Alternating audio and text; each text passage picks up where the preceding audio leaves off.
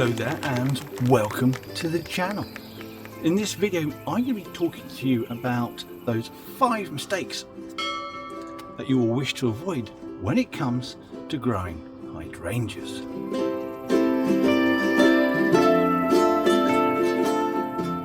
Now the first mistake for you to avoid is light, as in too much light or not enough light. If you've planted it in a position that is too shady for it, you will struggle to produce decent sized blooms, which will affect your ongoing displays over the summer period. If you've got your plant in direct sunlight, then there's a high risk of the leaves becoming scorched. So what do? You need to plant it somewhere where you get either morning light and late afternoon light, but it needs some protection from direct light during the hottest part of the day. It's a little bit like a Goldilocks zone, out of direct sun during the heat of the day, but plenty of light in the morning, late afternoon. It's a bit more tricky than it might at first sound. Now the second mistake to avoid is to do with water, and it's very much the same situation as it is with the light. It needs to be planted in a regularly moist yet well drained soil. If it isn't well drained, as in it's prone to being waterlogged or it's a heavy clay, they are prone to picking up these root fungal infections that will kill off your plant. So that is an issue. If it's too dry, then the leaves tend to desiccate, so they dry out and they'll brown off as well. So when you do rewater them, they just look awful anyway. And plus, being kept in dry conditions will create stunted growth. The petals in the flower, they won't inflate properly, they'll be dried up. It's just an awful sight. You want to try and avoid that. So you don't want it you don't want it too dry, you don't want it too wet. So what do? Well, if you look to its conditions that are in its native habitat of Asia, China, Korea, that whole area, they tend to be woodland plants. So it's a very moist, regularly moist soil, but the surrounding trees will take out a lot of the water. So free draining, regularly moist, not dry, not waterlogged. You can see why these plants can be a little bit tricky. On the whole, they're fine, but you know what I'm saying? Mistake number 3. Now, this is to do with your Hydrangea Macrophyllas, which are probably the best selling of all the hydrangeas that you can find in your garden centres. Now, they typically come out as pink, blue or white, but this white and pink coloration is really affected by the pH of the soil. So that's to do with the acidity of the soil. Let me explain. Now, health-wise, your hydrangeas are generally absolutely fine in neutral soils, in alkaline soils, in acidic soils, as in mildly acidic, mildly alkaline. But this can affect quite severely the coloration of your blooms. You could buy yourself a gorgeous blue cultivar, plant it in your garden, and over the next couple of years it would change from that fantastic cobalt blue and start turning pink. And as you know, pink is an awful colour in any plant. So what's happened? Well, the blue colour has been generated by exposing the root system to a mildly acidic soil, and that's created the blue conditions. Now, if you plant the very same plant into an alkaline soil, that blue will change and it will go to pink. So it's actually a very clever way of being able to identify the acidity of your soil by planting one plant. So what do? Obviously, you don't want the pink one, so you want to make it blue again, and you can do that by re-acidifying the soil. You can apply a liquid soluble plant food such as mineral acid, which you can water in around the roots. You could put in other products such as sequestered iron, because it's iron and magnesium that are kind of missing and the roots struggle to take up. But guaranteed, you can just go to the garden centre and pick yourself up a pack of hydrangea colorant, which is always making it blue, because why would you buy one to make it pink? That's just crazy talk. So soil pH is very important when it comes to your Macrophylla varieties and cultivars. If you want blue hydrangeas, it's got to be acidic soils. If you're growing it in a pot, use an ericaceous compost because that's formulated to be acidic from the very start. Oh, hold on a minute. If you're finding this video useful or even just mildly amusing, then don't forget to click the thumbs up, press on that subscription, and if you want to be notified of whenever we release a new video, then click on that notification bell. It helps us more than you know, and it allows us to do stupid visits like this in the future. Anyway, let's continue to find out what old boiled bark has to say. Put my bloody glasses back on. Too hot, too sunny. It's too lovely. Mistake number 4 is pruning, and it's a bit of a minefield when it comes to hydrangeas, so I'm going to try and break it down into some really simple kind of rules. Let's start with deadheading. It comes under pruning. If you're growing the Macrophylla plants, it's always best to keep on the spent blooms all through the winter, and you only remove them come the spring after the threat of late frosts have passed, because it gives a little bit of protection for when those new shoots come through. They are quite tender, they are easily damaged by frost, and although it will grow through further down later on, it just holds everything back and it looks awful.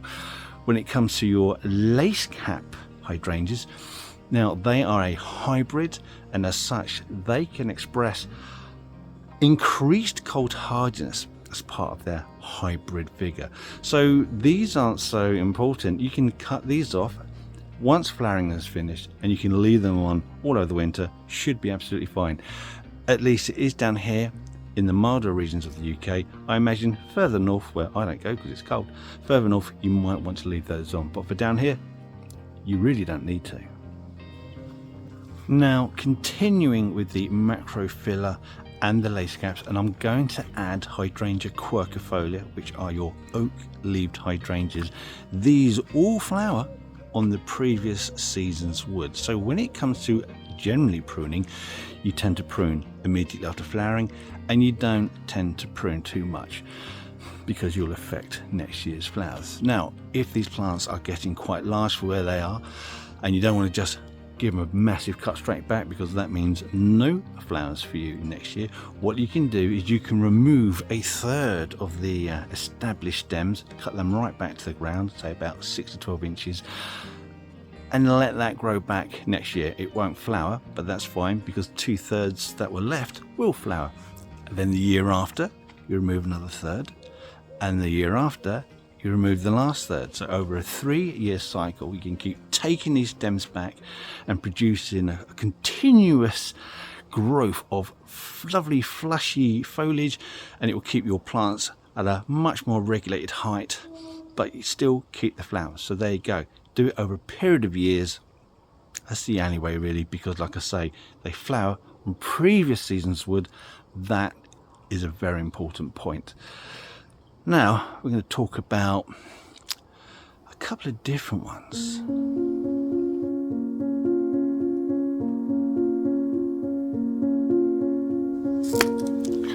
So we are talking about Hydrangea Paniculata and their cultivars and selected forms, and also Hydrangea Arborescens. Now both of these, unlike all the other ones we've spoken about, these flower on new wood. So your pruning is going to be very different. You prune when the plants are dormant, so that's over the winter period, and typically every year you cut back to a third.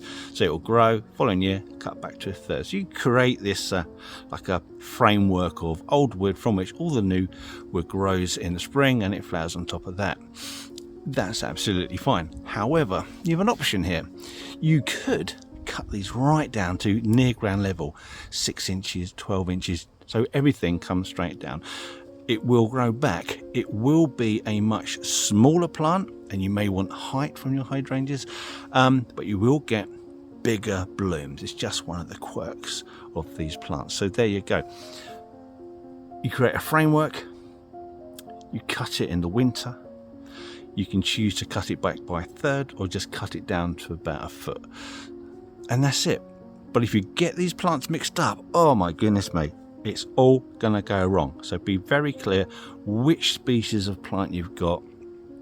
Always take care to note the name, especially the species name of your hydrangeas. That way, even if you forget and just want to check it up, you'll find the information really easily. So pruning, and that's all I have to say on that.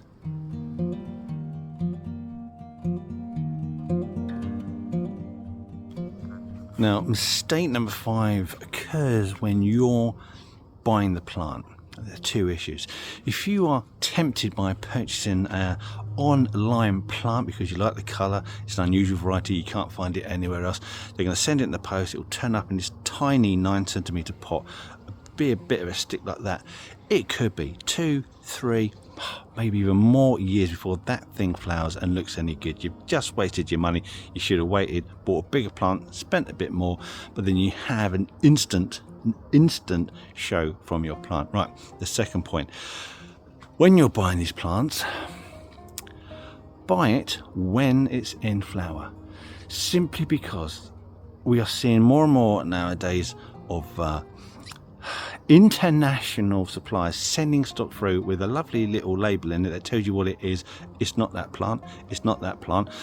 You're buying a cheap and nasty plant and you're paying premium prices for it. I mean, even the last plant I bought, which I won't tell you the name because we work with them, but there was a specific blue form that I really loved. It was absolutely stunning. It was almost like light gets sucked into it. That's how deep the blue was. I want that. I ordered it. It turned up. Guess what colour was it? Was it blue? No. Flipping pink. Look at it. Are you flipping kidding me? I bought it. It didn't flower till the following year, so I had it a year before we even found out that it was the wrong colour. I mean, what is going on? And there you go. Those are my 5 mistakes to avoid when it comes to growing hydrangeas. But if you've got any other great advice regarding problems with hydrangeas, then put that in the comments. We would love to hear from you. And also, those viewers who like to read the comments to find out more information, they get to read it too, and that valuable information gets out there. Anyway, before I go, don't forget to click that like button. It really helps the channel. It supports us immensely. I really appreciate it. Thank you for watching, and I'll see you in the next video. Goodbye. Right, now, just before you go, if you want to see more content, more behind the scenes stuff, and images that I've taken of some weird freaky plants over the years, then you're in luck, because we have created an Instagram page. So you can find the link in our description. You can find the link on our main page, and if I'm clever enough, I might be able to get a link somewhere up there. Anyway, thank you for watching, and if you want to see more YouTube stuff, then check out this video here. That's quite a good one. And if it doesn't float your boat, then another one right there. And enjoy these while I've still got the strength, imagination and aptitude to make them. Thank you for watching. Goodbye.